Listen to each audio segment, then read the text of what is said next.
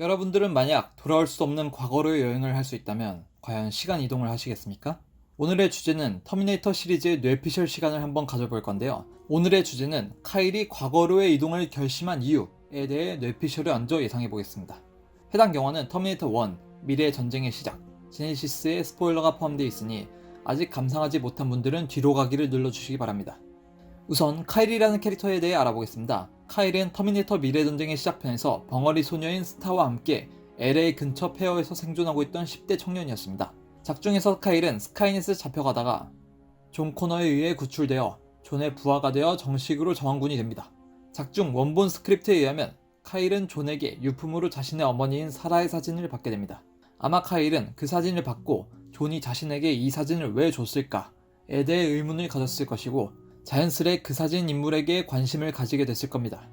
존은 사령본부의 사람들이 전멸하기 직전 전세계 각지 저항군들에게 라디오로 자신의 어머니인 사라 코너에 대해 이야기합니다. 카일은 당시 스카이넷의 기지에 잡혀있어 전파를 듣지 못했지만 아마 분명 이후 시나리오에서 다른 사람들에게 이야기를 전해 들었을 거라고 생각합니다. 1편에서 카일의 설명에 의하면 그는 사라를 존을 낳고 훈련시켜 저항군을 이끄는 리더로 키운 전설적인 인물로 알고 있고 그녀에 대한 호기심 때문에 과거로의 이동을 결심했다고 언급합니다. 하지만 시간 이동 장치는 미래에서 과거로 갈 수는 있지만 다시 미래로 돌아갈 수는 없죠. 여러분들은 만약 다시 돌아올 수 없는 과거로 갈 수 있다면 간다는 선택을 하시겠습니까? 저는 이 선택이 쉽지 않다고 생각합니다. 이유는 자신이 살고 있던 시대의 환경, 자신의 소중한 사람들과 평생 이별을 한다는 것과 마찬가지니까요. 하지만 터미네이터 미래 전쟁의 시작편 내용에 의하면 카일은 만나기를 고대했던 존과 드디어 만나게 되었고 지켜야 할 소중한 존재인 스타가 있었습니다. 과연 그가 단지 사진 속 전설적인 인물에 대한 호기심 하나로 과거로의 이동을 결심할 수 있었을까요? 사실 터미네이터 제네시스의 장면 중 여러 저항군들이 각자 과거로의 이동을 자신있게 자원하는 부분은 예상되었습니다. 저는 분명 저항군들 중 누구도 감히 쉽게 자원하지 못할 거라 생각했기 때문입니다. 기계와의 전투에서 지옥 같던 생존을 하며 드디어 이뤄낸 승리, 그리고 앞서 말했듯 여러가지 이유로 그 누구도 쉽게 자원하지 않았을 거라고 생각했습니다. 그중 카일이 유일하게 자원을 해 사라 코너를 보호하는 임무를 시작하게 되었습니다. 저는 터미네이터 1편을 복습하고 새롭게 얻은 추측이 하나 있는데요. 1편에서 카일의 회상씬 중 카일이 미래 기계와의 전투 중에 함께 다니던 저항군 여병사가 있습니다. 그녀와 2인으로 함께 다니며 전투 지역을 활보하는데요.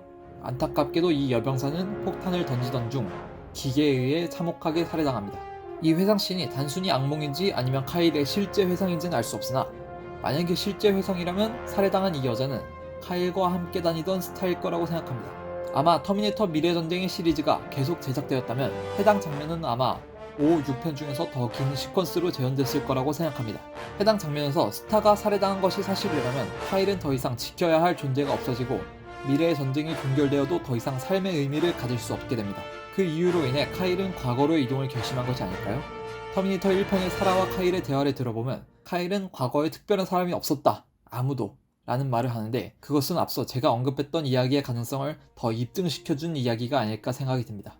지금까지 카일이 과거로의 여행을 결심한 이유에 대해 이야기해봤는데요. 터미네이터가 최고의 SF 영화로 이름이 알려져 있지만 저는 어릴 적 카일과 사라의 사랑에 많은 영향을 받았었습니다. 그 어떤 환경적 요인을 극복한 사랑보다도 시공간을 넘어서 찾아온 카일의 사랑은 그 어떤 로맨스 작품의 사랑보다 훨씬 가치있고 아름다운 이야기가 아닐까 싶습니다. 여러분들도 이 뇌피셜에 대한 새로운 의견이 있으시면 댓글로 달아주세요. 이상으로 에리크랑이었습니다.